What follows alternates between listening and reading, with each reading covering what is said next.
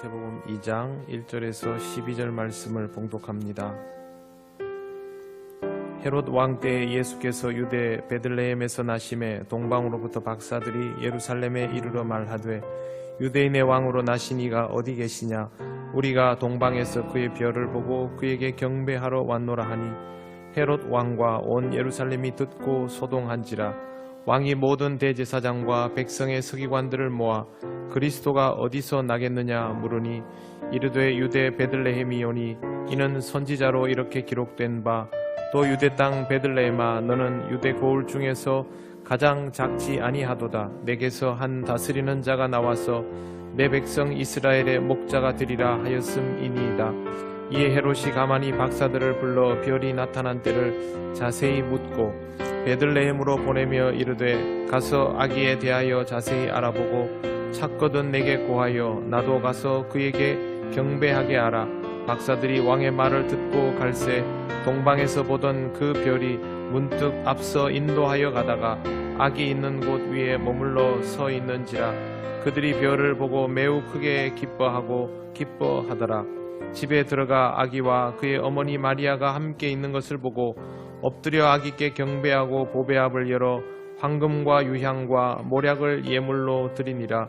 그들은 꿈에 헤롯에게로 돌아가지 말라 지시하심을 받아 다른 길로 고국에 돌아가니라. 아멘. 오늘 우리가 읽은 성경 구절은 시점으로는 예수님께서 태어나신 이후입니다. 하지만 동방박사의 이야기는 예수님께서 태어나시기 훨씬 전으로 거슬러 올라갑니다. 예수님이 베들레헴을 떠나시기 전에 만남이 이루어지려면 동방의 박사들은 예수님이 태어나시기 훨씬 전에 출발하게 됩니다. 그래서 시점이 예수님 탄생 이전으로 거슬러 올라가게 되는 것입니다. 동방의 박사는 마구스 혹은 마기라고 합니다. 이 사람들의 출발지는 페르시아라는 것이 정설입니다. 페르시아에서 예루살렘까지의 거리는 약 1500에서 1600km입니다. 여행 경로를 단정하기는 어렵지만 페르시아에서 예루살렘까지 일반적으로 낙타가 다닐 수 있는 정도의 길을 다녔을 것으로 보입니다. 그러나 낙타를 타고 제대로 속력을 낼 수는 없는 것이 동방의 박사들, 점성술사들이죠. 이 정도면 신분도 높고 수행하는 이들도 있고 짐도 많았을 겁니다. 실제 속도는 도보라고 보아야 합니다. 아무리 빨라도 4개월 이상, 보통은 2년 정도까지 여정이었다라고 추정을 합니다. 여행 기간이 길 수밖에 없었다라는 것은 우리가 쉽게 알 수 있습니다. 우리가 아는 동방박사는 3명입니다. 그런데 이것은 서방교회 전통을 따르는 것이고 동방교회에서는 12명이라고 합니다. 3명인 이유는 예물이 3가지라서 3명이 됐을 겁니다. 12명인 이유는 시비가 완전수라서 그랬을 가능성이 높습니다. 보통은 이때는 이렇게 한 무리를 지을 때는 숫자가 이렇게 정해져 있게 마련이라서 동방교회는 그렇게 추정을 했고 여기에 따른 전설도 전해져 내려옵니다. 그런데 한 가지 이상한 게 있습니다. 이 사람들이 별을 보기는 했는데 점성술사인 것은 맞는데 왜 출발을 했을까 하는 겁니다. 이 사람들은 페르시아인들입니다. 그렇다면 당시에 유대인들이 가지고 있던 신앙을 가진 그런 사람들이 아니라 조로아스터교를 믿는 사람들입니다. 조로아스터는 헬라어이고요. 페르시아 이 동네 이름으로 하면 여러분 들어보신 자라투스트라입니다. 니체가 자라투스트라는 이렇게 말했다 할 때 그 자라투스트라가 이 조로아스터입니다. 조로아스터교는 그 지역에서 아주 이색적으로 출발을 했습니다. 원래 이 지역은 다신교인데 조로아스터교는 일신교 사상입니다. 이슬람이 들어가기 전에 일신교 사상이 먼저 자리가 잡혀 있다라고 해야 합니다. 원래 이 지역은 다신교로 인해서 종교적 분쟁이 굉장히 많던 곳이었는데 조로아스터가 세상을 만드신 신은 하나뿐이고 그 신을 섬겨야 한다 이렇게 하면서 이쪽에 다신교가 정리가 되고 페르시아 지역, 지금의 이란 지역이 일신교 종교로 자리가 잡히게 됩니다. 근데 하나님을 믿었던 것은 아니고요. 아후라 마즈다라는 창조신을 숭배를 했습니다. 그러다가 나중에 이슬람이 들어오면서 약화가 되고 이 페르시아의 후손들은 인도 서북쪽 지역으로 이제 밀려나가게 됐고요. 그 지역이 지금도 조로아스터교들이 남아 있습니다. 지금도 조로아스터교가 25,000명 정도 있는데 그 중에 여러분 잘 아시는 그 퀸의 리드 보컬이었던 프레디 머큐리가 이쪽 동네 출신이 탄자니아인가 그쪽에서 이제 살았던 사람들입니다. 그래서 프레디 머큐리가 실제로 조로아스터교입니다.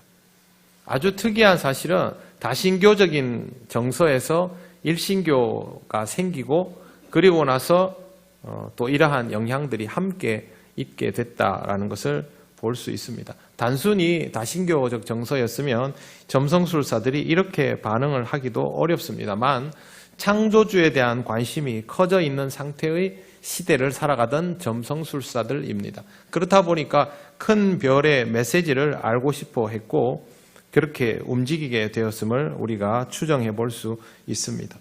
그들은 아직 창조주 하나님을 알고 있는 상태가 아닙니다.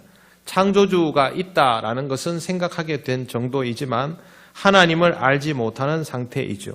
그럼에도 불구하고 자신들이 창조주의 뜻을 알 수 있는 통로라고 생각했던 자연의 특별함, 성경에는 별이죠. 이 별을 통한 창조주의 메시지에 관심을 가졌기 때문에 하나님의 의도하심에 주목을 할 수 있었다라고 볼 수 있습니다. 정말 이런 일들이 어떻게 이루어질 수 있을까 참 궁금할 수밖에 없습니다. 택함을 받은 민족이 아니었기에 하나님을 제대로 알 수 없는 사람들이지만 하나님께서 그들을 인도하여 주셔서 이 일이 이루어지게 하신 것입니다. 그들은 잘 몰랐던 일이지만 약속이 잡혔다라고 할 수 있습니다. 이 약속은 그들이 잡은 것이 아니라 하나님께서 별을 통하여 잡아주신 약속입니다. 기다림이라는 말은 항상 약속이 전제되어 있어야 성립이 됩니다. 이 약속은 동방박사가 한 것이 아니죠. 우리의 인생에서 하나님과의 약속도 우리가 한 것이 아닙니다. 하나님께서 다 잡아주신 약속입니다. 하나님과의 만남은 동방박사가 경험한 것뿐만이 아니라 우리의 삶 속에서도 익히 알고 있는 것처럼 우리의 생각을 넘어서 이루어지는 역사입니다. 이건 우리가 어떻게 하지 않아도 하나님의 방법대로 이루어지는 흐름 속에 있습니다. 우리가 하나님을 모를 때부터 하나님과 우리와의 약속은 이미 잡혀 있는 것입니다. 동방박사도 만날 대상이 누구인지도 모르고 여정을 떠났습니다. 별을 보면서 무슨 일이 벌어지겠구나라는 생각을 한 것이 아니라 누군가를 만나러 가야 한다라는 생각을 했던 것이죠. 만남을 생각한다면 그때부터 기다림은 구체화될 수 있습니다. 길에 우두커니 서 있는 것은 기다림이라고 하지 않습니다. 버스를 기다리던 택시를 기다리던 친구를 기다리던 만남의 시점이나 지점이 예정되어 있어야 그걸 기다림이라고 합니다. 우리는 주를 기다리는 사람들, 동방박사는 큰 별을 통하여 오실 누군가를 기다리는 사람이 되었습니다. 성탄절을 기다리는 것은 성탄에 대하여 아무 생각 없이 그렇게는 불가능합니다. 성탄절을 기다리는 것은 성탄절의 주인공을 만나는 것입니다. 그게 아니라 그냥 시간이 흘러가는 대로 방치한다면 그건 기다림이라고 할 수 없습니다. 주를 만나지 못할 사람들에게, 주님을 만날 의지가 요만큼도 없는 사람들에게 이런 기다림은 없습니다. 12월 25일 의미 없습니다. 파티할 날을 기다리거나 휴무일을 기다리는 것이지 주님을 기다리는 것은 아닙니다. 예전에도 마찬가지이겠죠. 이 시대에 점성술사가 한둘이겠습니까? 그 당시에 나라마다 점성술사들이 있었습니다. 그 사람들이 이 별을 못 봤을 리가 없지요. 그럼에도 불구하고 그들에게 무언가 특별한 징조라는 생각은 들었겠지만 그렇다고 해서 그 별을 보고 따라 나서는 이는 이 사람들 뿐이었습니다. 그 많은 점성술사들이 있어도 아무도 주를 만나러 오지는 않았던 것이죠. 만남이 전제되지 않는다면 이 시간의 경과는 그들에게 기다림이라고 할 수 없습니다. 이 세상에서 예수님을 모르는 사람이 몇이나 될까요? 다 대충은 압니다. 누구나 한 번은 들어본 이름이고 모든 사람들이 그 별을 보았던 것과 다르지 않습니다. 그러나 그렇다고 해서 누구도 주를 만나러 가는 것은 아닙니다. 그들에게는 기다림이라는 단어가 성립되지 않습니다. 우리는 대림절을 지나는 중이죠. 우리가 주를 기다리기 때문입니다. 우리가 주를 만날 것이기 때문에 이때가 의미 있는 것이죠. 주님에 대한 기대와 설렘이 있는 사람이라야 만나고 싶다라는 것이 성립이 됩니다. 대림절을 지날 때마다 우리가 늘 생각해야 하는 것이 12월 25일을 기다리는가? 주님을 기다리는가? 주님을 기다린다면 지금 내 마음은 어떠한가라는 것을 항상 생각해 보아야 합니다. 우리가 주를 만나러 가는 일은 늘 이루어지는 일들임에도 불구하고 여전히 부족한 우리로 인하여 새로운 만남이 될 수밖에 없지 않습니까? 그러면 2019년 성탄절은 어떤 마음으로 맞이해야 하는가를 생각해 보는 것이 그리스도를 믿는다 하는 우리의 당연한 모습입니다. 만약 이 기다림이 어떤 설렘도 없이 하루하루를 지나가고 있는 그냥 흐르는 시간에 불과하다면 오늘까지 인도하여 주신 하나님의 은혜를 한 번 더 생각을 해 보시기를 바랍니다. 스스로 그 시간 속에 있으면서 그 시간의 의미를 모른다면 그건 참 허탄한 일입니다. 그렇기 때문에 여러분 스스로 의미를 찾아가시기를 바랍니다. 만나기 위한 기다림이라면 시점을 알아야 하고 약속 장소를 찾아야 합니다. 이미 약속 장소에 도달해 있다면 가만히 있어도 되지만 약속 장소가 아니라면 찾아가는 것이 맞습니다. 동방에서 온 점성술사들처럼 제대로 아는 것 없어도 설레임과 기대감으로 또 보이는 별을 따라서 그렇게 갈 수가 있습니다.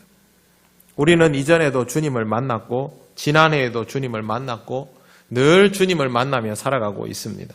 그럼에도 불구하고 우리에게는 여전히 주님과의 만남이 절실하게 필요합니다. 매 순간 우리 자신이 변하고 있기 때문이죠.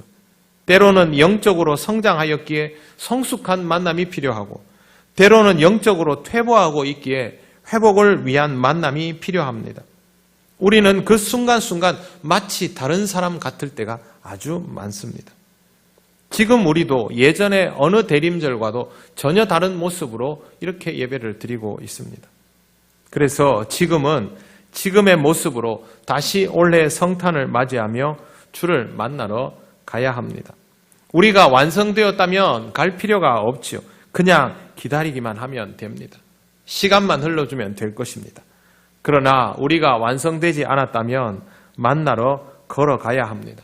동방박사처럼 그 길을 찾아서 구체적으로 가야 한다는 것을 잊지 마시기를 바랍니다. 가만히 있는 것보다 길을 가는 것은 분명히 더 힘든 일이 될 수 있습니다. 모두가 환영하는 길이 아니라면 도와주지 않는다면 더더욱 그렇습니다. 동방박사도 마찬가지였죠. 너무 먼 길을 왔고 그렇게 도착한 곳은 왕이신 예수가 있는 곳이 아니라 이 세상에서 그 흉내를 내고 있는 헤롯 왕이 있던 곳이었습니다. 헤롯 왕은 이 세상에서 신을 흉내내는 사람 중에 하나입니다.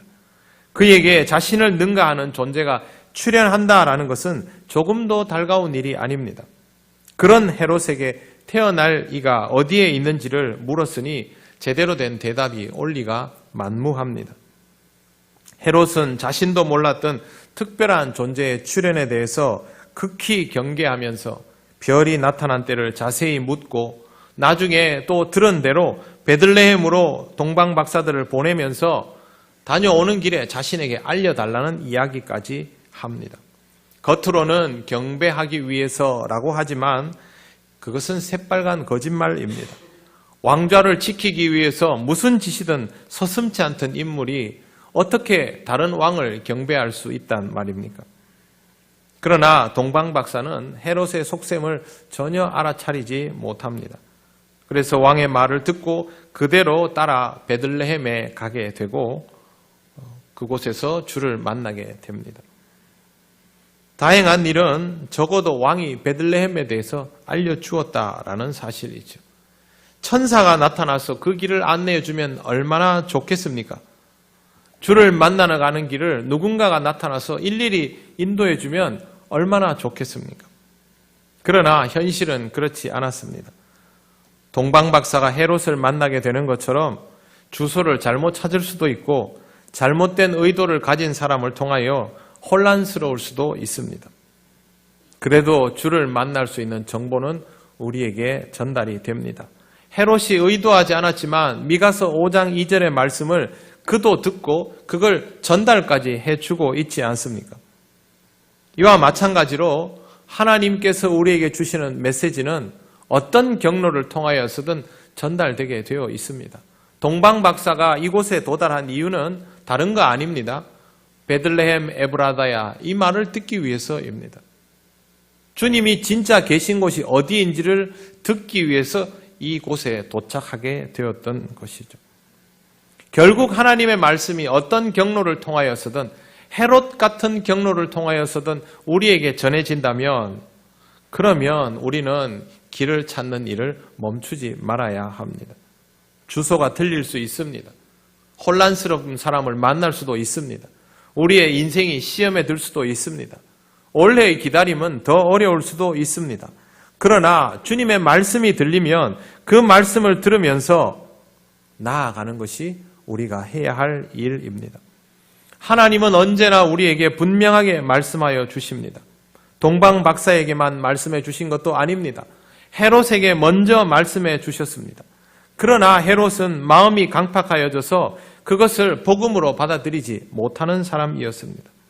사람의 마음이 강팍해지고 완악해지면 어떤 하나님의 말씀도 복음으로 들리지 않습니다. 심지어 이 땅에 그리스도가 오시는 사건도 반갑지 않습니다. 이미 내가 무언가를 누리고 있기 때문이죠. 내가 이미 뭔가를 하나님 없이 하고 있기 때문입니다. 다만 내 마음대로 할 수 없게 되는 상황이 발생하는 것에 대하여 불평이 있을 뿐입니다. 여러분에게 주님 없이도 돌아가는 세상이 존재한다면 주님이 오시는 것은 불편할 수 있습니다. 오히려 주님이 오신다는 소식은 헤롯처럼 거리낌이 될 것입니다.